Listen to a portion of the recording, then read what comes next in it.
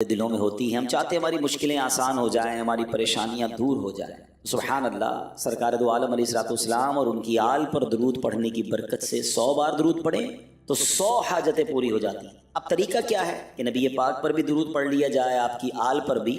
تو اہل بیت پاک یعنی پیارے آقا علیہ الصلوۃ والسلام کے گھر والوں مثلاً ازواج پاک اور تمام اولاد پاک پر درود پڑھنے کا طریقہ یہ ہے کہ پہلے پیارے نبی رسول ہاشمی صلی اللہ تعالیٰ علیہ وسلم کی خدمت میں درود عرض کریں, پھر اس کے ضمن میں اہل بیت پر درود پیش کریں. مثلاً یوں درود پاک پڑھ لیجئے, اللہم صلی علی محمد وعلی آلہ وسلم. مل کر پڑھ لیتے ہیں, اللہم صلی علی محمد وعلی آلہ وسلم. نبی کی شان میں ہو جس قدر درود پڑھو, نبی کی شان میں ہو جس قدر درود پڑھو, محبوں پاؤ گے جنت میں گھر درود پڑھو. جو اپنے کاموں کا انجام نیک چاہتے ہوں, ہر ایک کام میں تم پیشتر درود پڑھو. 1000 ورد کو یہ ایک دوا کفایت ہے, 1000 درد کو یہ ایک دوا کفایت ہے. جو پیش آئے ذرا بھی خطر درود پڑھو.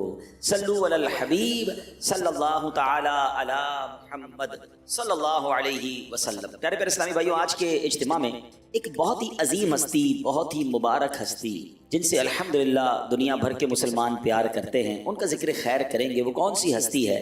اس سے پہلے میں انشاءاللہ ایک بڑا خوبصورت ایمان افروز واقعہ سناؤں گا. انشاءاللہ ان ہستی کا بھی تعارف ہو جائے گا اور ہمیں بہت کچھ اس ایک واقعے سے سیکھنے کو ملے گا. حضرت لیث بن سعد رحمۃ اللہ تعالی فرماتے ہیں, میں ایک بار حج کے ارادے سے مکہ مکرمہ حاضر ہوا. نماز عصر ادا کرنے کے بعد میں مسجد الحرام کے قریب جبل ابو قبیس کی طرف چل پڑا. جبل ابو قبیس سبحان اللہ, یہ بالکل حرم پاک کے ساتھ پہاڑ ہے, اور یہ بھی یاد رہے کہ دنیا کا سب سے پرانا, بلکہ دنیا کا سب سے پہلا پہاڑ کہہ لیں, دنیا کا سب سے پرانا پہاڑ کہہ لیں, وہ جبل ابو قبیس ہے. اور یہ وہی پہاڑ ہے کہ جہاں حجر اسود اور مقام ابراہیم, یہ جب طوفان نو آیا تھا تو یہاں رکھ دیا گیا, اور پھر یہی سے حضرت ابراہیم نے اٹھایا تھا اور کعبے میں نصب کیا. اور جبل ابو قبیس ہی وہ پہاڑ ہے جس پر کھڑے ہو کر میرے آقا نے چاند کے 2 ٹکڑے فرمائے تھے. آج بھی جو مکہ پاک جاتے ہیں تو جب اللہ کرے ہماری حاضری ہو انشاءاللہ, اللہ جلدی جلدی ہمیں مکہ مدینے کی حاضری عطا فرمائے. جبل ابو قبیس بالکل حرم شریف کے باہر یہ پہاڑ ہے, اور اب اس کی نشانی ہے کہ اس پر ایک بہت بڑا محل بھی بنا ہوا ہے. تو بہرحال حضرت لیث بن سعد کہتے ہیں کہ میں جبل ابو قبیس کی طرف چل پڑا. وہاں ایک شخص بیٹھا ہوا تھا اور وہ ذکر الہی میں مصروف تھا.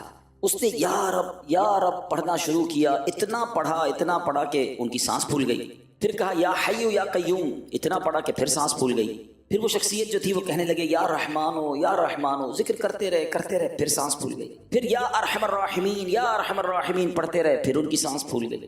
اب جب وہ ذکر سے فارغ ہوئے تو اس بندے نے جس نے اتنا سارا ذکر کیا تھا, اب اللہ کی بارگاہ میں التجا کی کہ یا اللہ مجھے انگور کھانے کی خواہش ہے, مجھے انگور کھلا دے, اور میری چادر پھٹ گئی ہے, مجھے نئی چادر عطا فرما. وہ شخص نے جب دعا کی تو حضرت لیث کہتے ہیں اللہ کی قسم بھی بات پوری نہیں ہوئی تھی کہ میں نے ایک ٹوکری دیکھی جو انگوروں سے بھری ہوئی تھی. حالانکہ ان دنوں انگوروں کا سیزن بھی نہیں تھا, اور 2 چادریں بھی اس ٹوکری میں موجود ہیں. ابھی دعا کی ہے اور ابھی دعا کا ثمرہ, دعا کی قبولیت سامنے. حضرت لیث کہتے ہیں میں حیران ہو گیا. تو وہ جو شخص تھے انہوں نے انگور کھانا شروع کیا. حضرت لیث کہتے ہیں میں نے کہا دیکھیں دعا تو آپ نے کی, آمین تو میں بھی کہہ رہا تھا نا, تو دعا میں بھی شامل تھا, تو ذرا مجھے بھی شامل کیجیے. کیونکہ وہ سمجھ گئے تھے کہ یہ اللہ کی طرف سے عطا آئی ہے, یہ تو جنتی خزانے آئے ہیں, یہ تو بڑی پہنچی ہوئی شخصیت ہے. کہ حضرت دعا آپ نے کی, ٹھیک ہے انگور آ گئے, آمین تو میں بھی کہہ رہا تھا, مجھے بھی شامل کریں. تو حضرت بڑے سخی تھے, کہا ٹھیک ہے آپ بھی کھائیے, لیکن دیکھیں بچا کر نہیں رکھنا ہے. تو کہتے ہیں جب میں نے انگور کھائے تو بیج ہی نہیں تھا اس کے اندر, اور ایسا ٹیسٹ تھا, ایسی لذت تھی کہ اس سے پہلے ایسی لذت کبھی نہیں دیکھی. تو کہتے ہیں میں جی بھر کر انگور کھائے, مگر ٹوکری ویسے کی ویسی بھری ہوئی ہے, ٹوکری میں سے انگور کم نہیں ہو رہے. تو آپ کہتے ہیں کہ چادر 2 ہیں, بزرگ اللہ والے تھے, سخی تھے, کہ 2 چادروں میں سے کوئی ایک چادر بھی پسند کر دو. تو میں نے کہا مجھے چادر کی تو ضرورت نہیں ہے. پھر وہ کہنے لگے تم تھوڑی دیر چھپ جاؤ تو میں چادر کپڑے چینج کر لوں. تو کہتے ہیں میں سائڈ پہ ہو گیا, تو ان بزرگوں نے چادر کو تہبند کے طور پر استعمال کیا, ایک اوپر توڑ لی اور اپنی دونوں اتاری ہوئی چادریں اپنی ہاتھ میں لی, اور وہ بزرگ چل دیے. حضرت لیث کہتے ہیں میں بھی ان کے پیچھے چلنے لگا, یہاں تک کہ جب وہ صفا مروہ پہنچے تو ان کو ایک آدمی ملا اور ان کو کہنے لگا کہ اللہ پاک کے رسول کے بیٹے میں بھی بے لباس ہوں, مجھے لباس کی ضرورت ہے, مجھے لباس پہنائیے, اللہ آپ کو لباس پہنائے. تو آپ نے وہ دونوں چادریں جو خود اتاری تھیں اس مانگنے والے کو عطا فرما دی. اب جب وہ جو بندہ آیا تھا نا, اس نے کہا تھا کہ اللہ پاک کے رسول کے بیٹے, حضرت لیث کہتے ہیں میں نے اس کو پکڑ لیا. میں نے کہا یہ ہیں کون؟ آپ جانتے ہیں وہ، ذرا تعارف تو کرائیے. تو اب انہوں نے بتایا کہ اس شخص نے کہ یہ حضرت جعفر صادق رضی اللہ تعالیٰ عنہ، یہ حضرت امام جعفر ہیں اور یہ تو آل نبی ہیں.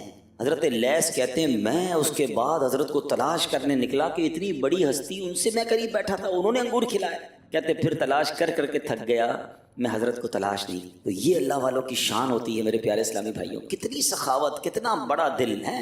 ذکر الہی کر رہے ہیں، دعا کر رہے ہیں تو دعا قبول ہو رہی ہے، اور اس کے بعد پھر عطائیں کیسی. سبحان اللہ سبحان اللہ، کیا خوبصورت ان کی ہستی ہے. شاعر کہتے ہیں کردار میں جھلک ہے انوار مصطفیٰ کی، کردار میں جھلک ہے انوار مصطفیٰ کی، نورانی آئینہ ہے حضرت امام جعفر، کونین کی بلندی ہے ان کے نقش پا میں، محبوب مصطفیٰ ہیں حضرت امام جعفر. سبحان اللہ. تو اے میرے پیارے اسلامی بھائیوں، حضرت امام جعفر صادق رضی اللہ تعالیٰ عنہ اللہ پاک کی دی ہوئی نعمتوں میں دوسروں کو شریک کرنے والے تھے. اب یہاں سیکھنا کیا ملتا ہے؟ دیکھیں بیان بھی چلتا رہے گا، حضرت کی سیرت کے بارے میں بھی جانیں گے، آپ کی عادتوں کے بارے میں جانیں گے، لیکن ہم سب سیکھنے آئے ہیں نا یہاں بھی. اور جو مجھے مدنی چینل پر سن رہے ہیں، حضرت امام جعفر صادق کی نیاز بچپن سے کھائی، جب سے پیدا ہوئے ہوں سنبھالا کھیر پوری کھا رہے ہیں.